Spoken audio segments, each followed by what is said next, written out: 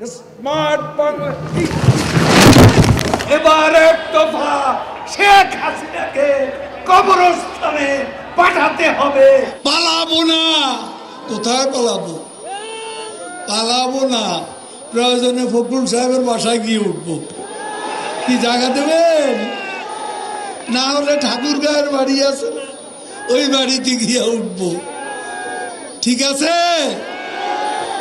একটুকু একটা শব্দও বলবো না জমা দেওয়ার। কেন 10টা মিনিটও সহ্য হয় না, 15টা মিনিট সহ্য হয় না। এখন অপেক্ষা কার জন্য আসলে? হ্যাঁ, এখন অপেক্ষা কার জন্য? আপনার জন্য। মাসুদ, তুমি এখানে এসে আবার কি পুরানো খেলা শুরু করছো? তুমি কি কোনোদিনও ভালো হবে না? ভালো হন না তুমি কোনোদিনও ভালো হবে না। 28 থেকে 4 তারিখ কতদিন হলো? 28 তারিখের পর তো শেখ হাসিনা নেই। হায়রে মির্জা ফখরুল,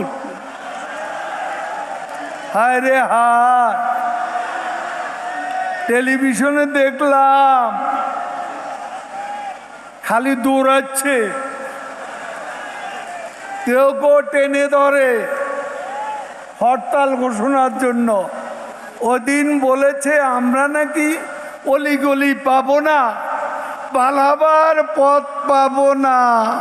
এখন কার পালাবার পথ নেই? গয়েশ্বর বাবু ডিবি অফিসে গিয়ে কোরাল মাছ খাইলেন, ভালো তো। গয়েশ্বর বাবু কই? আর 27 নয়, আর 10 দফা নয়, এবার এক দফা শেখ হাসিনাকে কবরস্থানে পাঠাতে হবে।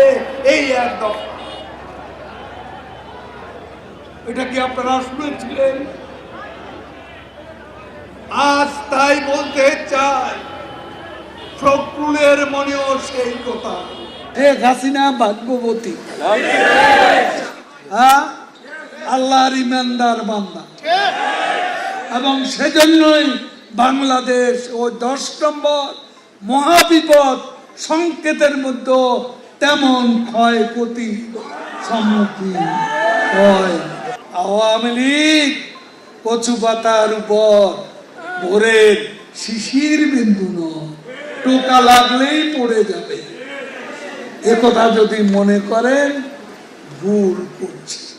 দিবা স্বপ্ন, এই প্রশ্নের অনেক জবাব দিয়েছি, তুমি জবাব দাও। এটা অনেকবার বলেছি, আর বলতে চাই। কথায় কথা ভালো, পরে হেডিং ওটা।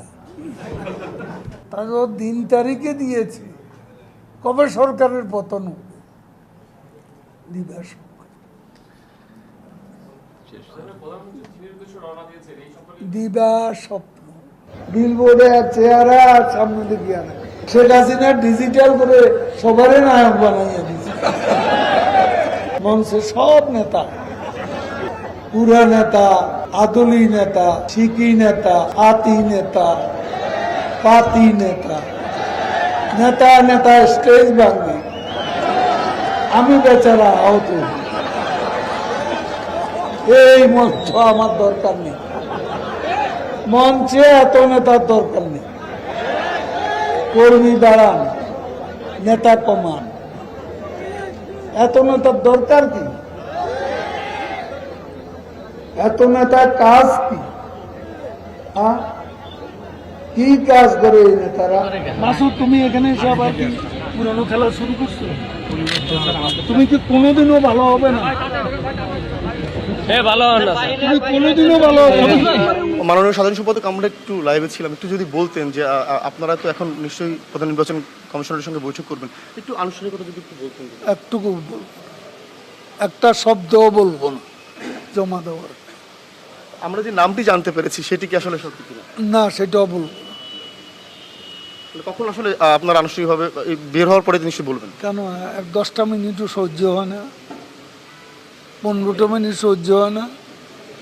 এতদিনের অপেক্ষা, একটু ওয়েট করো। এখন অপেক্ষা কার জন্য আসলে? হ্যাঁ, এখন অপেক্ষা কার জন্য? আপনার জন্য। দেশের মানুষ ভালো থাকলে মির্জা ফখরুলের মন খারাপ।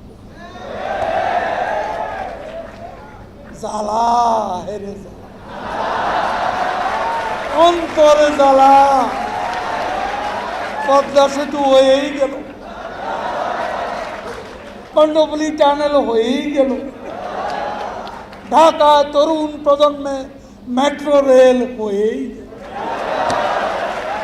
কত ফ্লাইওভার, কত ওভারপাস, কত আন্ডারপাস, সারা বাংলা ঘুরে দেখুন।